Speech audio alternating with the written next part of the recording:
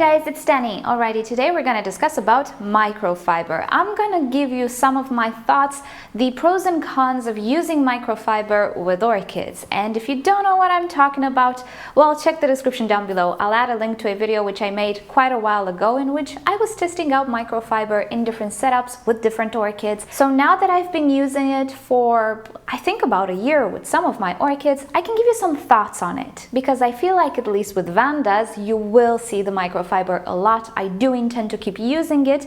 With other setups though, it's not necessarily the best of things, but that's what we're gonna discuss about today. So first of all, why microfiber? We have so many orchid medias, why the heck did I need to go and use kitchen rags, huh? Well, microfiber does have some benefits. For starters, it is not organic, meaning it will not decompose over time and start to affect the root system of any orchid. And some of you might already know I am a fan of inorganic when it comes to orchids. I want to disturb the root system as less as I can. I believe that is the key to having beautiful specimens, and I personally am interested in having specimens, not setting back my orchids at all with repottings. And we already have leca beads and ceramis and clay products. We don't have a replacement for sphagnum moss. Therefore, you can see where I'm going with this. That's why I decided to use microfiber. Now, is it a replacement for sphagnum moss? In some way it is. In others, it really is not. First of all, no, it does not decompose. And if you can see in this pot, I have a whole mass of roots and a few strains of microfiber. If I would like to achieve something of the sort using organic medium, I would definitely use long strains of sphagnum moss. The problem is, once a year or every 2 years, I would need to replace the sphagnum moss and I would need to disturb the root system and even break it. With Vandas, it might not be such an issue, but with other orchids, it sure is. Obviously, with microfiber, you don't need to do that, you don't need to repot. However, microfiber is not a holy grail. And as it just so happens, I like using it pretty much only in this setup. And I'll tell you exactly why. So let's take a closer look. This orchid has been potted like so for, I'm not sure if an entire year, but at the beginning of the year I potted it. And as you can see, the microfiber does not look all that bad. It does, however, does not look brand new. And this is because it has some algae accumulations. No matter what you do, as long as you fertilize your orchids and you offer light to the root system, algae will form. Since microfiber does retain a lot of water, it will be prone to accumulating algae as well. In this case though, you can see that I don't have a lot of algae, and this is because my orchid has a lot of roots. It is an established, very healthy Vanda orchid that is absorbing nutrients, and it is in fact competing with the algae. Having algae in the pot is not the end of the world, however, though if it becomes too much, it might become problematic, as we will see with a different pot. Now, I know it's nice to rely on the fact that if you've never had issues with algae, you'll never have, or nobody will have issues, but the truth is, some of us did. So let me show you a pot which is invaded with algae. So here is a little pot with a Phalaenopsis seedling. And oh boy, what is this on the sides? Yes, it is algae. And mind you, this orchid does not receive nearly enough light or as much light as the Vanda. She's actually growing under artificial lights. So what happened? Why do I have so much algae here? Well, there are quite a few reasons. Number one, this little orchid doesn't have a good root system. It never actually developed a very nice root system. The mother plant is not doing all that well either. Maybe they have some issues, but the problem is we don't have enough roots. If an orchid doesn't have enough roots, it cannot absorb as many nutrients. Therefore, more nutrients for the algae. Second of all, this is a pot. It is not a ventilated basket-like pot, like in the case of the Vanda orchid. Therefore, this little pot remains a little more moist than the Vandas, although I tried to compensate with the addition of the styrofoam. No matter what, pots remain more moist than baskets. That's pretty much related to the rules of physics, given two setups in the very same environment. The good thing is this orchid stayed in artificial light. If it would have stayed in natural light, in bright light, things would have been even worse than this. The amount of time this orchid was potted like this is about equal with the amount of time the Vanda orchid stayed in microfiber. Yet we can see the difference. Now, what is it so bad about the algae formation? Yes, it looks pretty bad, but if the orchid is happy, well, that's the thing, the orchid isn't happy. See, what happens with algae is the more they grow, the more they take over, the more they shade each other, and the more they kind of eliminate each other.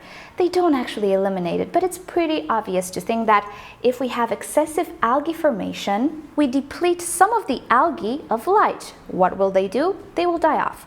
Also, you might know about algae blooms in lakes or in waters. Paradoxically, in the case of algae blooms, in a body of water, oxygen is depleted. And even though in our little pots oxygen can never be depleted, maybe in some little pockets the oxygen does get to very low quantities. Therefore, some of the algae in those little pockets will not do so well. They will not absorb as much nutrient as the other ones because they are in competition with each other as well. Pretty much the end result is algae will die off. And the very black thing you see here is dead algae. And you might say, so what if the algae die? Well, the moment of truth comes when you water something like this and you realize how bad, awful it smells. It smells like something rotted in there. And pretty much that's what happened. And if something rots in your orchid pot, it means only one thing. The acidity is up the roof. And yes, the acidity in this pot is really high. That's not okay for orchid roots. We have decomposing byproducts that orchids cannot utilize if those byproducts don't transform into something orchids can use. And pretty much bottom line is orchids will not be happy. So the main benefit of actually using microfiber is eliminated. You will need to repot an orchid, pot it in microfiber simply because you have a lot of dead algae inside. Now, repotting from microfiber can be slightly hard, if not bordering on impossible.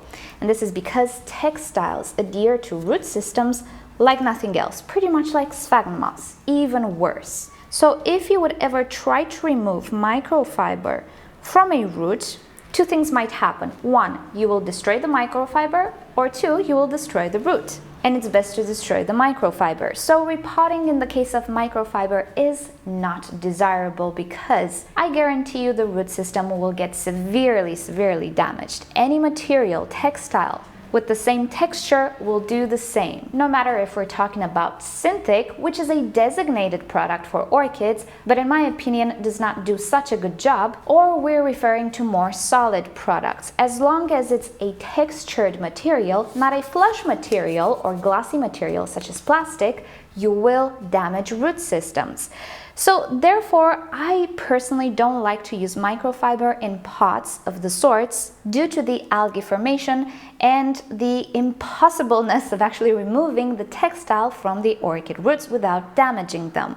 Good thing is you can absolutely cut the microfiber, just leaving tiny little strands, and pretty much it should be okay. So that's the upside. You actually don't need to remove all of the microfiber.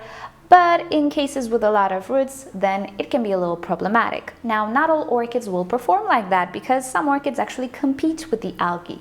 The more roots you have, the better the microfiber will look like and will perform. This actually doesn't smell at all. And I know that at the time some of you guys told me that your kitchen rags smell and that's what's going to happen to my microfiber. No, kitchen rags actually smell because they have organics in them, either pieces of food or beverages or dead skin from your hands. If you use it to wipe your hands, you will leave dead skin cells or just sheddings, and those will start to decompose, and that's why your kitchen rags start to smell. Microfiber used with orchids does not smell unless there's something decomposing in it, such as algae. And since we talked about the bad stuff with microfiber, which in my opinion is more important for everybody, I think, let's talk a little bit about the good stuff, because the good stuff for me just compensates for all the bad stuff the microfiber does. If used correctly and with the intent of minimizing algae formation from the get-go, it is quite wonderful. And for my Vandas, it works beautiful. For me, it is a lifesaver. I have to tell you, I do not water my Vandas every day. I don't soak them. They sit in the buckets because some other Vandas are dripping, so I leave them a minute or two to drip. So I leave the other Vandas in the bucket a minute or two, but I do not soak them overnight or for 15 minutes or an hour or anything of the sorts. And the benefit is that the microfiber retains water around the root system for at least an entire day, which does not happen if your Vanda is bare-rooted. Now this works really good for me because I live in a subtropical climate and I do benefit from the extra moisture. It doesn't mean it will be beneficial for everybody. If in your climate you don't have issues with humidity or roots staying damp, then obviously microfiber is an overkill, so you don't really need to even consider it probably. But for somebody like me who lives in this climate, which promotes water evaporation, I have to tell you guys, microfiber was a lifesaver, even with the downsides that it has.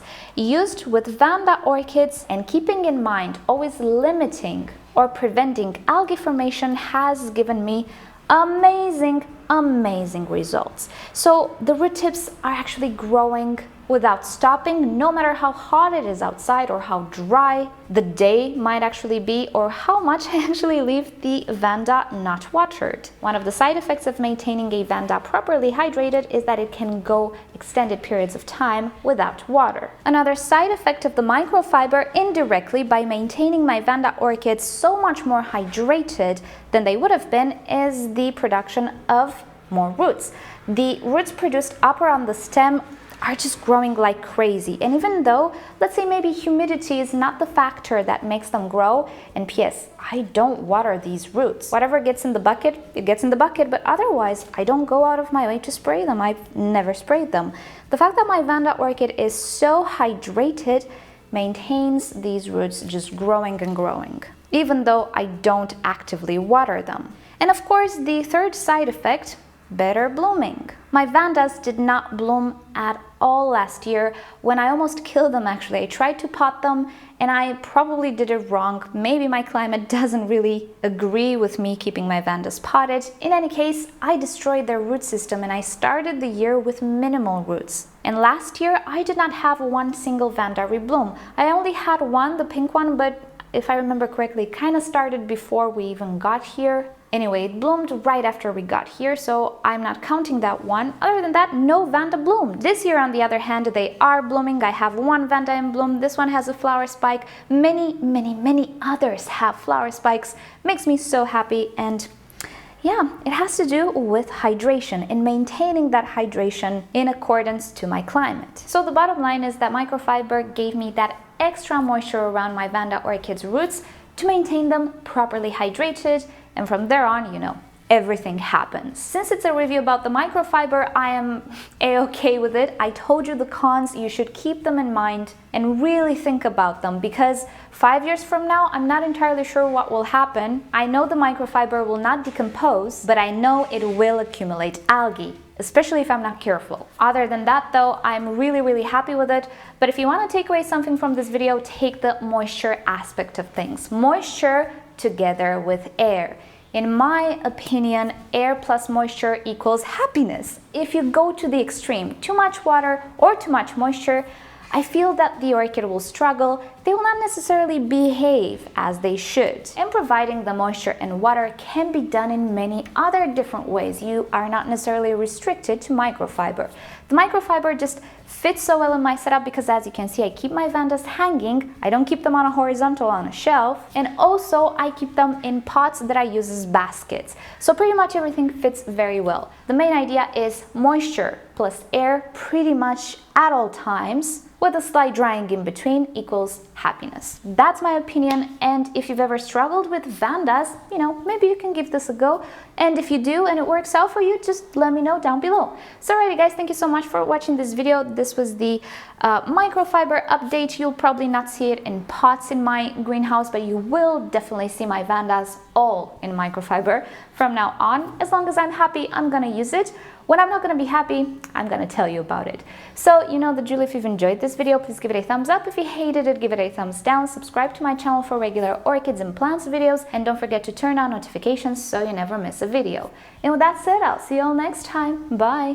And as I just closed the camera to finish this video, this happened. You know how this happened? I had my phone here. When I picked it up, somehow I managed to get this hooked to my phone, and somehow it just got tangled with the freaking dish, and everything kind of just fell everywhere. So, happiness. I love semi-hydro, but I swear, when these beads fall on the floor, you're not getting away without 20 minutes of cleaning up.